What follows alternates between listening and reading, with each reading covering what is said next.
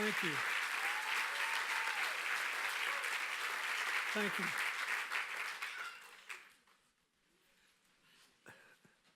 First, I want to thank Mark,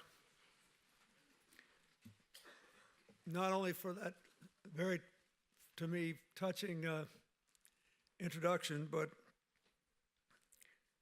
for his amazing, unfailing friendship that he and Susie have given to Hillary and me. They're always there and when the sun's shining, but when it starts storming and other people take a hike, they stick. My friend James Carville wrote a book once called Stickin'.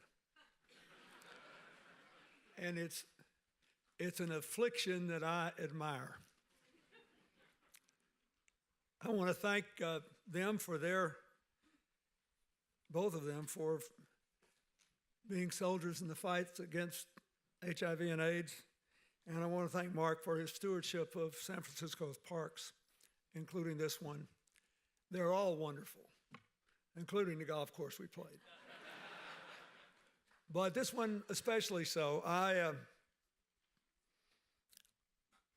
Mr. Mayor, the first time I came to Golden Gate Park was in the summer of 1971. Before most of you were born, probably. I met this woman in law school who got a job working for a law firm in Oakland. And I was working for another one of my great Don Quixote-like causes. I was the Southern coordinator for George McGovern. And still proud of it, by the way. But anyway, it was a pretty neat job. I was getting, they were going to send me to Miami and all, it was all, you know. And I met Hillary. And I thought, this is the truth. So I thought, you know, I was literally afraid of spending what I was sure would be a short life alone. I said, I'm going to pursue this. And I quit this job, and I thought I was out of my mind. So I went up and organized a campaign for him in Connecticut and then drove myself out to Northern California. And she was working in Oakland, so I looked around Oakland, and I've seen it change remarkably over nearly 50 years now. And then I spent a lot of time walking through every nook and cranny of Berkeley, but mostly I just hoofed around San Francisco. I have walked more miles in this city than many lifetime residents, but my favorite place to be was Golden Gate Park. And I still remember, I was telling Mark, I still remember that the St. Francis Hotel had a doorman who was then 111 years old who still jogged across the park to work every day. And I thought, that's what I want to do when I grow up, you know. I want to check out at 112 when I'm jogging across Golden Gate Park. So, thank you. Mr. Mayor, thank you for your leadership. I want to thank Mike Shriver and John Cunningham.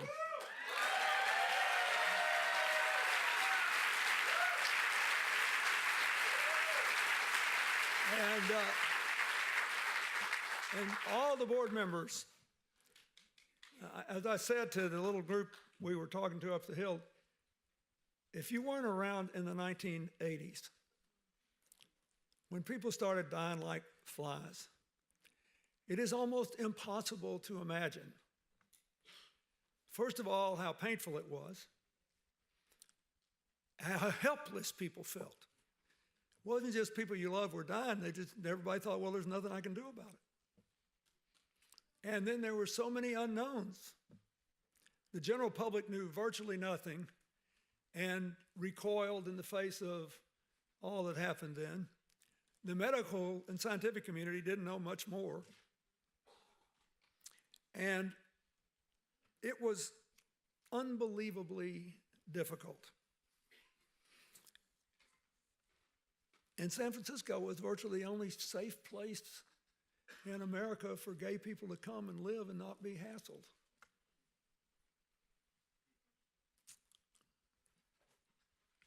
So I'm very grateful to be here because of all the things and all the people that I couldn't possibly enumerate who did all those things when nobody was looking, nobody cared, and most other people were ignorant. So if you will,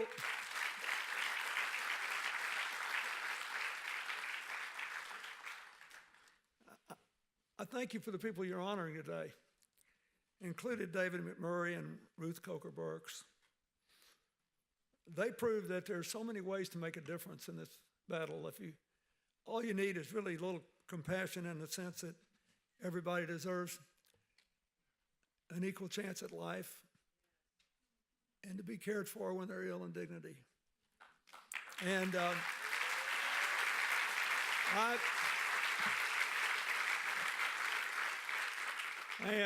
I'm going to do a little home cooking here. I am really proud that Ruth did her work in the same town in Arkansas I grew up in and where a lot of my relatives still live today in Hot Springs. And people thought she was nuts. I mean, after all, she was burying anonymous gay people. You forget what it was like. It's important not to forget. That's what these things are here for. That's what all of our national monuments are here for.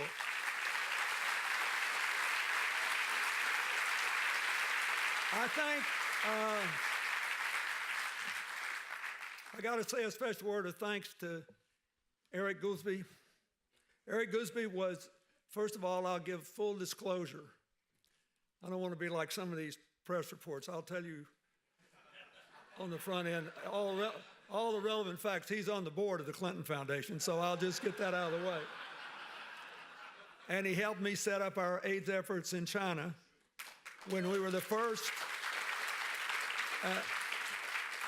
But you know, this guy's been working since the early 80s on this. He had high-ranking positions in our government and in subsequent administrations because they knew that he both knew what he was talking about and he'd given his life, his professional life, to do this. So I'm grateful for his leadership of PEPFAR and so much else. But today, I want to say the thing I'm most grateful for, because it's easy for some of us at least, to get down reading the news every day. You must always remember, it's okay to react to the news. It's okay to be high when it's good. It's okay to be low when it's bad. But don't forget, there's sometimes a difference between the headlines and the trend lines. When this mayor took office, the headlines for San Francisco were terrible, but the trend lines were good. Why? Because it's a remarkable collection of communities where diversity is viewed as a strength, not a weakness, and where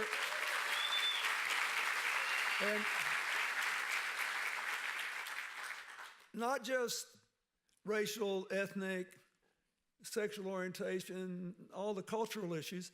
It's economically, it's educationally diverse.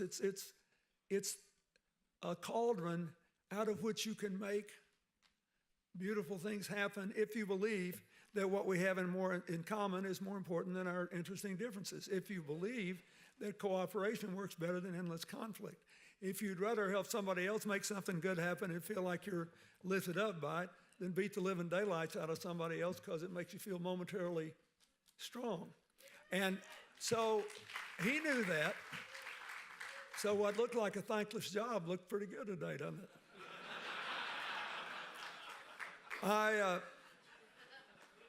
So here's what I want to say. Think about the headlines, but don't forget the trend lines. Because how our children and grandchildren will live is more determined by the trend lines than the headlines.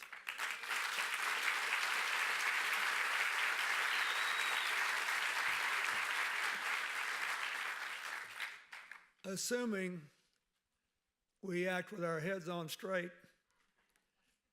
and our hearts in good order. So the theme of this World Day today is bending the arc toward justice, which is, of course, a reference to Martin Luther King's noble phrase that the arc of the moral universe is long, but it bends toward justice. Consider the AIDS epidemic. In the early AIDS, as I said, people were afraid. They were hurting. They were helpless. We had this amazing situation in Arkansas where our largest county had 2 gay men as chairman of the Republican and Democratic parties. And nobody said anything, you know. And they were both friends of mine. Back then, you could actually be friends with somebody in the other party and nobody looked at you. Today, if that happens, they look at you like you've got an incurable disease. And the Democrat, to whom I felt a very close bond for many years, was the one who got AIDS. And I'll never forget standing in that hospital room in the early 80s, looking at him covered in the black sores of Kaposi sarcoma. And I realized that we were all just sitting there on watch. There was not one single solitary thing anybody could do except to give aid and comfort to those who loved him and to him. There were no antiretrovirals, and he died shortly after our last visit. Hillary and I did a lot of friends like that, including a man who worked with her when she was chairman of the board of the Legal Services Corporation. Now,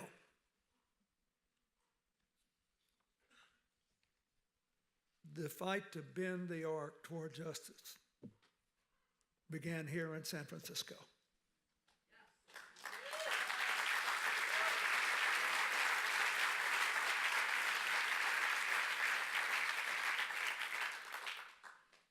So many were suffering, so many were dying, and ordinary people came together to work together, to fight against fear and stigma, to deal with the unknowns. And medical professionals decided they would know more if they threw themselves into it, both the researchers and the practitioners. And Eric started his first AIDS clinic. And the only other place where people were dealing with it was New York in an open way at the time.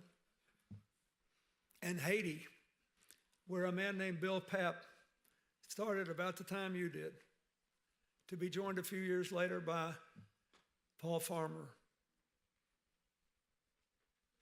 So the arc was bending.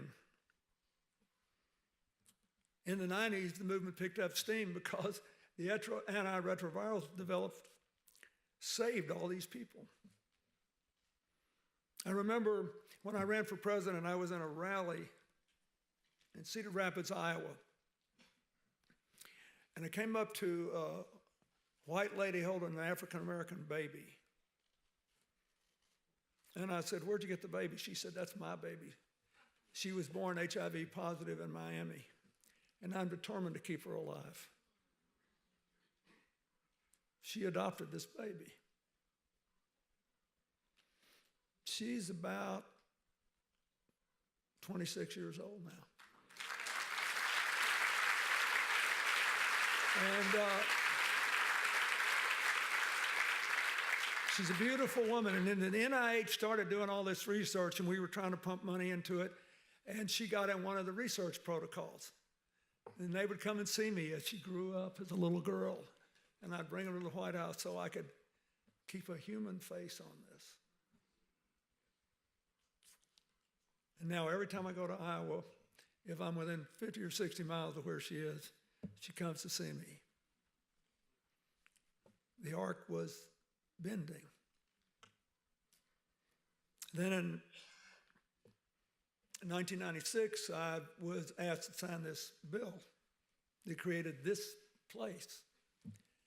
And I was honored to do it, but there are people here today on this board on co-sponsoring this event who hatched this idea in 1988, when America was still in the dark, virtually.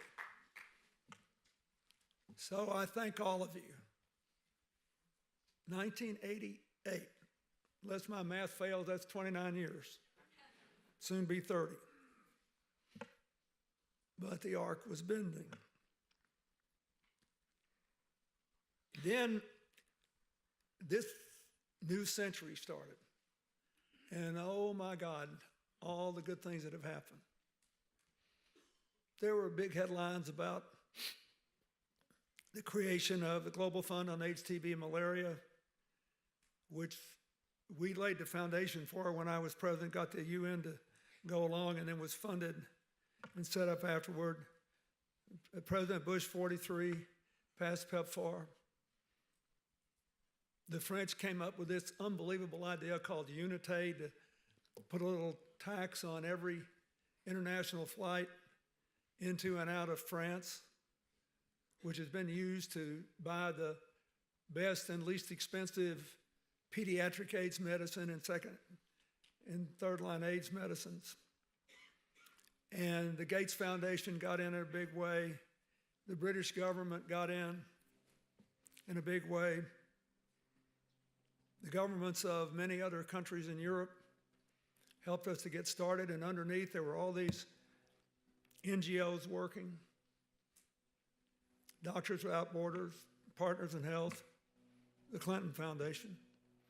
We worked to negotiate dramatically cheaper prices, and when we started in 2002, when there was no Global Fund and no PEPFAR, Nelson Mandela and I we were both out of office, and we were all dressed up and needed something to do.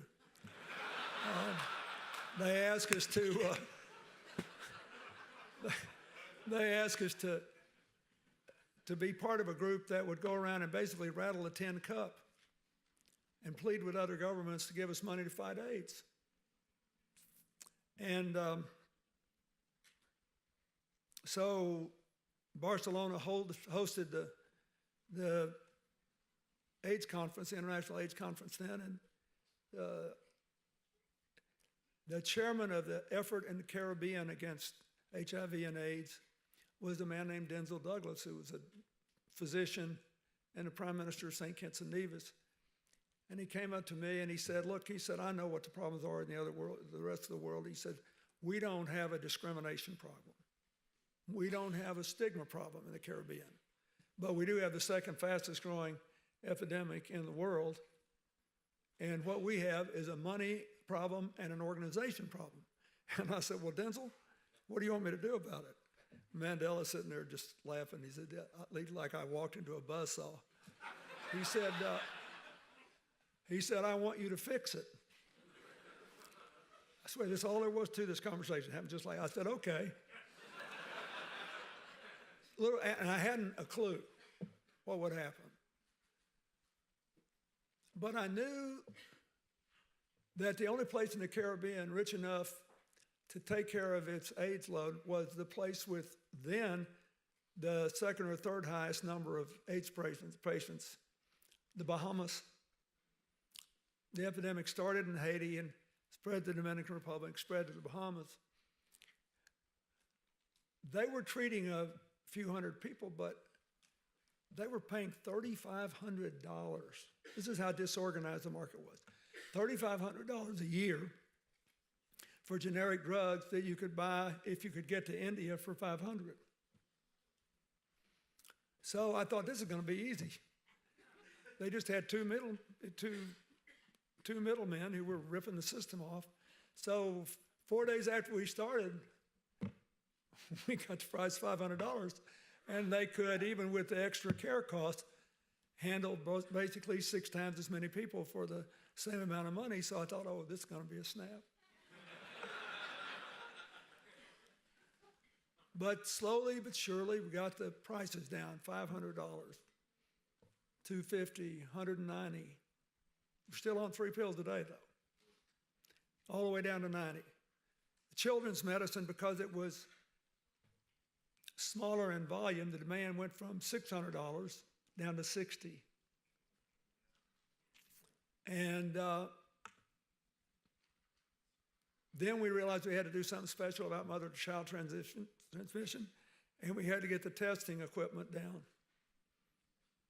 We had to give faster test results to people in remote areas and do all that, so we worked on that. Anyway, one thing led to another, and the arc kept bending. Finally, we had death rates going down. And then finally now, we can say for the first time that of all the people with HIV in the world, there are more people on medication than not. It's a huge deal. And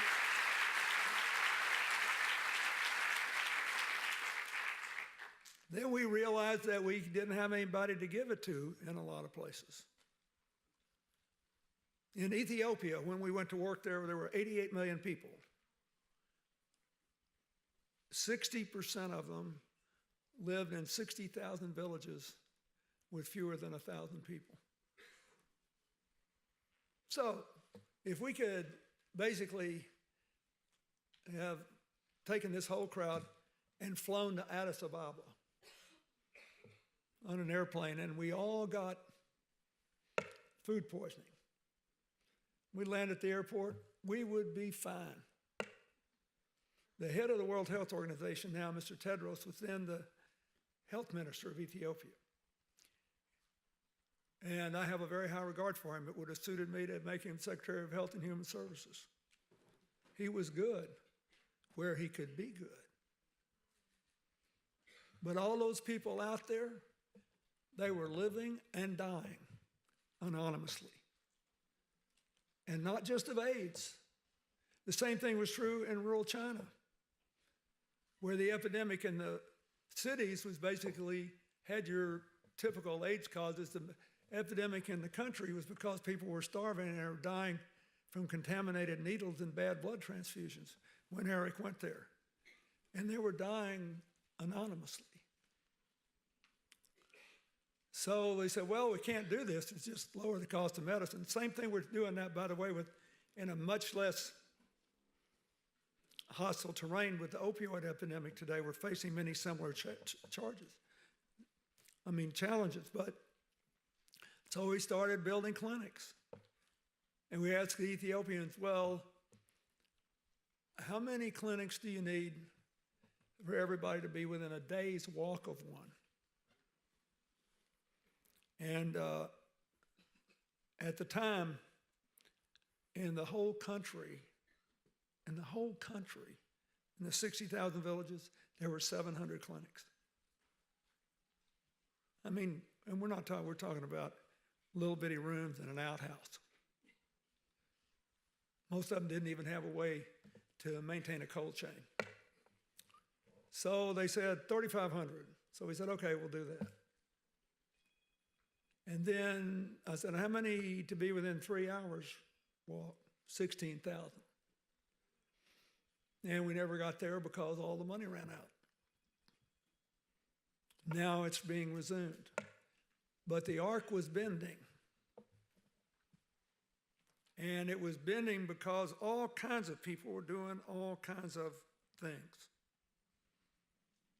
I appreciated what Mark said about the work we tried to do in doubling the NIH budget and the CARE budget, the Ryan White budget, having the first conference on AIDS. It all seems so little now.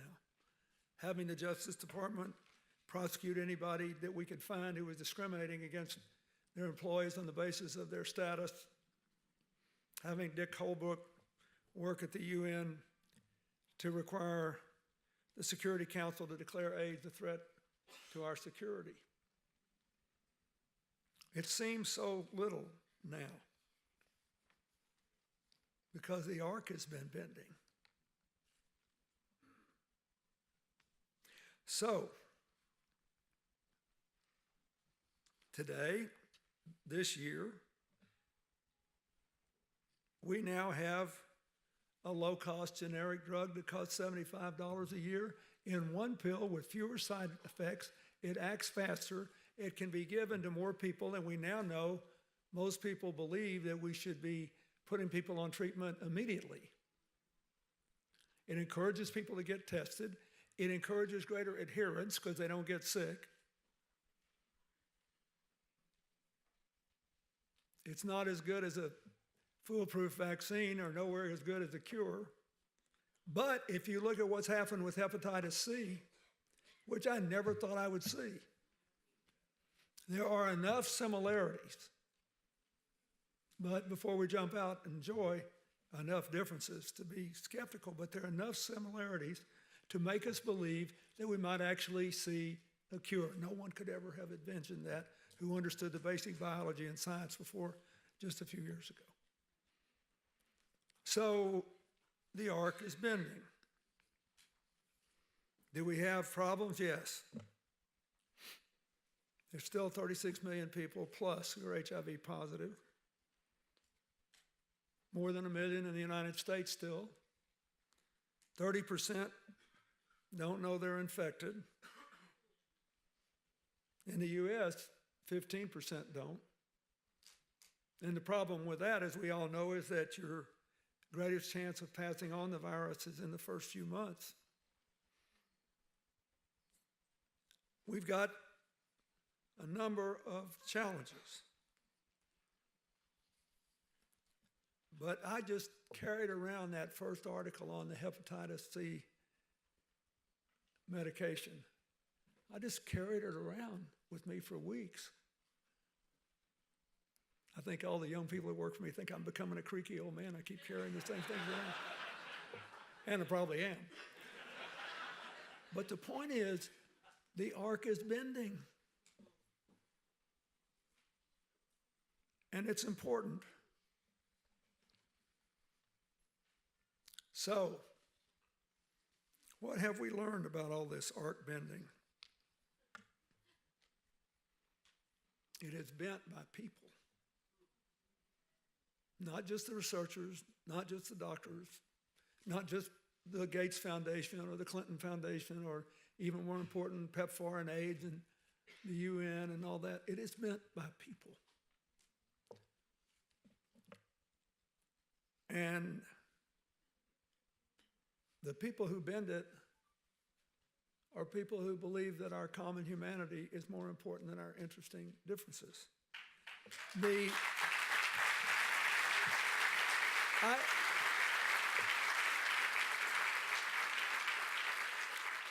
I'm telling you, I know that some of you get agitated when you live through our daily whatever today.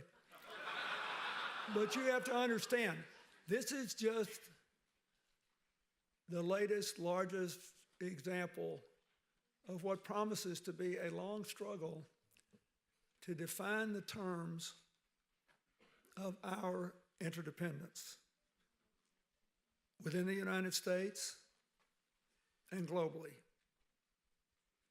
We do live in the most interdependent age in human history. We can't escape each other. You can build all the walls you want. It won't keep weapons out. It won't keep technology out. The social medias can still drive you nuts. Right? We are interdependent. It is for us to decide what the implications of that are, to set the terms of our interdependence. Anybody who promises that they can make it go away is not telling you the truth. So will we believe in an inclusive interdependence or an exclusive one? Do we believe that there is a fixed economic, social, and cultural pie, so we all have to fight to get a bigger piece for our crowd? Or do we believe when we work together, we can make it better for everybody? Do we believe that things are so desperate we have to just get everything we can today without regard to the consequences to the next generation? Or do we believe we cannot be fully human unless, like every other living species on earth, we take account in everything we do of the ability of our whole species to survive, which is a clinical way of saying we care about what happens to our children, grandchildren, and generations yet unborn. And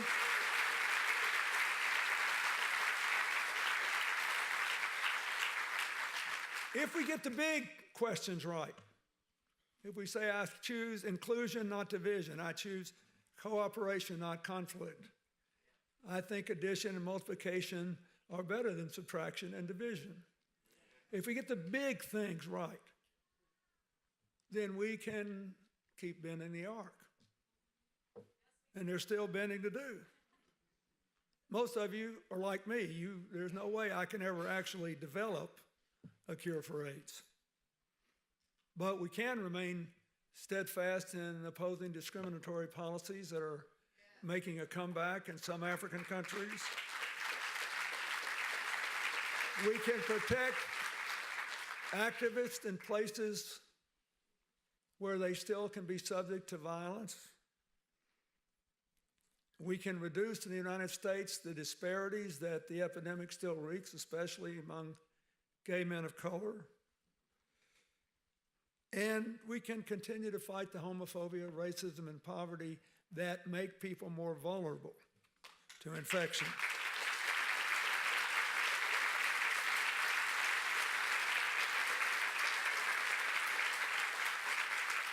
But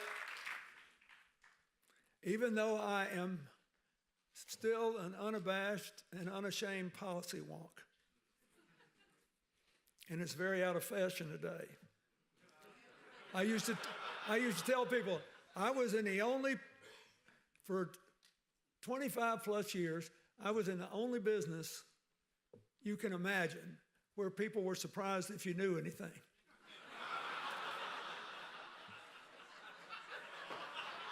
It's true, isn't it?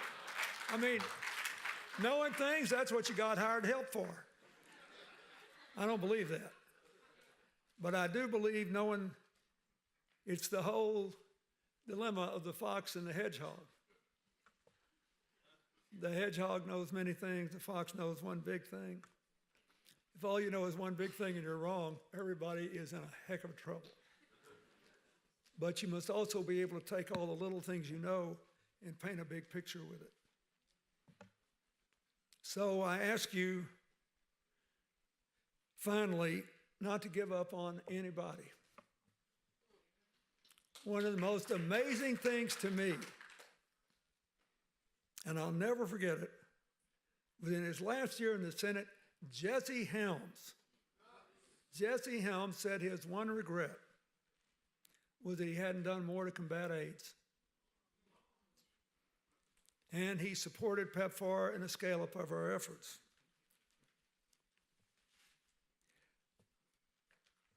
I used to keep a scripture verse from my faith on my desk when I was a governor, where St. Paul said, "Let us not grow weary in doing good, for in due season we shall reap if we don't lose heart." So you honor people today who never lost heart. There has never been a better time for us to adopt Martin Luther King's message at a time of widespread cynicism and resentment and loss of belief that the arc of the universe is long, the moral arc, but it does bend toward justice. It does, but you got to do the bending. And you got to be willing to live with a few curves in the bend. The trend lines are good. This garden will give people peace, reflection, and memory. but only those of us who remain can do the bending. Thank you.